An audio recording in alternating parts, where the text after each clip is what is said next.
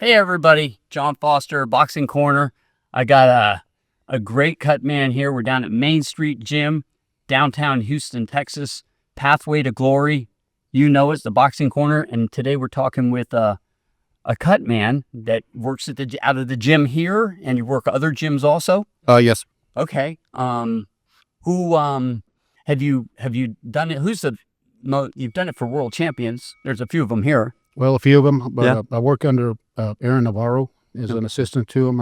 I started with him 14 years ago with Aaron and Bobby.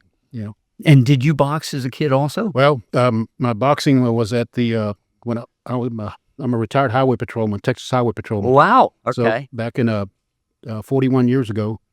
Yes. You sound like me. I'm only 200 years old. Yeah. Anyway, we had boxing was part of the curriculum, Yep. and it was to if you didn't fight in there, they would fire you on the spot. Yeah, That's how it was. you deal with a lot of dealt stuff. with it. This is before tasers and pepper sprays Before all that, and all right. that. Who did they have come in to train you? We had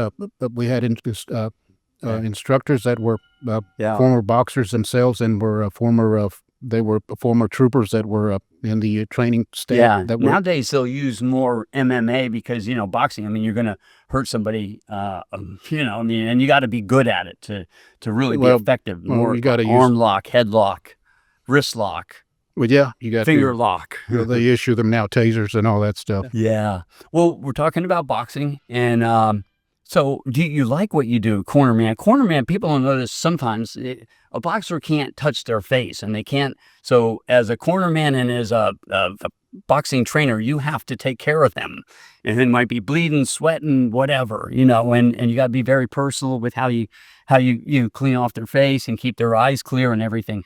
Is there something?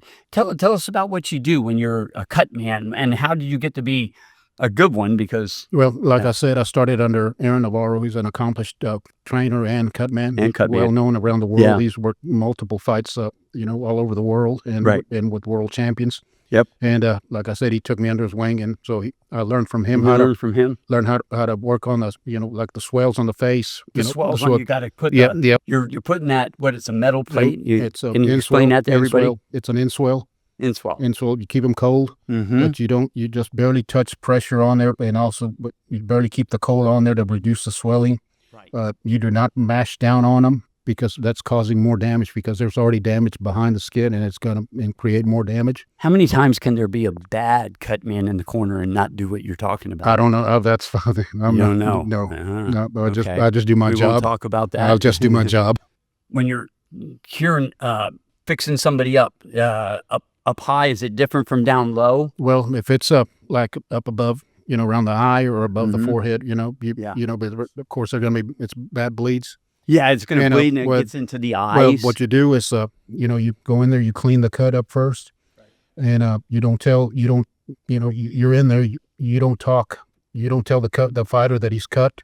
You just work on it, clean it, and then clean it up, put the medication on there, and then you let the trainer, the trainer's talking to him while you're doing all this. Well, Yep. by the time you get in the ring or the cage, you got maybe less than 50 seconds. So you've got to work quick, and then once you apply all that, then you're out. You put grease on it to seal it. Can you explain that a little bit? What you do? Let's say he's got a cut up above the eye, and what was your maybe your most interesting fight that you really had to work to get the guy through the fight? Because without somebody like this that's very good, they wouldn't make it. It was one fight that I worked. His name's Michael Ashwell. He fights with Fury Championship. Okay. Well, he's now in the UFC. Okay. And he was fighting for one of the Fury Championships belts at the time. This is a year ago. And first round, he gets a cut above the eye, bad Right one, above the eyebrow. real bad, real deep. Yeah. It looks basically like a 7. Was it because of his skin? No, breaking, just it was An elbow. an elbow An and elbow. bad. And so anyway, get in there, clean him up, and it was a very wide gap. And so I had to put quick direct pressure first, clean it, and then apply the Q-tip with the medicine that we carry in with its own. So you're putting medicine inside, Yes, right? You got an it's antibacterial and It's adrenaline. adrenaline. Yeah, yes, sir. Anyway, and then once I held it in there for so many seconds held it in there, and then I saw that it because It was pretty wide. Yep, and then I greased it up, covered it. He went back. Of course, you're going to still have a bleed, but not all cuts. Not everybody. You're not. There'll be cuts that you won't be able to stop. Right. But there'll Then be you're some, in trouble. But this one, You could. I was You fortunate. were able to stop well, it. I worked it every round. I worked on And it. did it get bigger each round? No, he protected it. He was protecting it. And I kept putting medicine through there. It was a 5-round fight. So every round you're having to reload him up with and it. these are 5 minute. These are 5 minute rounds. 5 minutes. That's right. Yep, 5 minutes. 5 minutes. So every round. Brutal. So I was cleaning it and put medication Got him through it. and got him through it. Yeah. Yeah. So and do you have a couple fights like that where you? How many fights have you done? Last year with Fury, I did 371 fights because the card has 20 fights per show. Holy cow! Like this coming Sunday. How many guys are there like you? I mean, because you need somebody in the other corner. Yeah, there's too. someone on the other side. Okay, so actually, the company, the fighting company, Has Fury, to. they're supplying the cut man for people. Yeah, we're the cut man for the show. Wouldn't the fighter come with his own cut man? No, not usually. Not usually. That's Or they know that mostly that in you're boxing. good. Mostly in boxing, they do. Yeah. Boxing teams. Oh, boxing. Right. Yeah. We're talking Yeah. UFC. Well, these are the Fury. It's one of the biggest companies in the South right now that's putting fighters into the UFC. Like there's a couple from here in the gym that have already From the UFC. Yeah. They're in the UFC from here. You've been doing this for a long time. How many years? Well, like 9 years, 10 years. Yeah. Yeah. Yeah. The first couple of years I shadowed Aaron, I was carrying I'd put the stool in the corner and carry the spit bucket. And carry the spit bucket, right? Hey, you got to start somewhere. You got to start somewhere. Yes, That's yes. no doubt about it. Yeah, and you gotta, if you want to do this and progress in this sport, you gotta stay in your Hang lane. out. You're in the gym all the time, learning from people loved it. that know what they're doing, yeah, and learning and staying in your lane. and staying in your lane. Yeah, Yeah, that's important. that's right? important, yes, sir. Right. Yes. Yeah. Although there's a lot of respect in boxing. When you come into a gym like Yes, this, a lot of there's just a lot of respect. respect. People are very kind, very nice people. Nobody's not a lot of egos. I don't see a lot of egos. That's good. It's very good.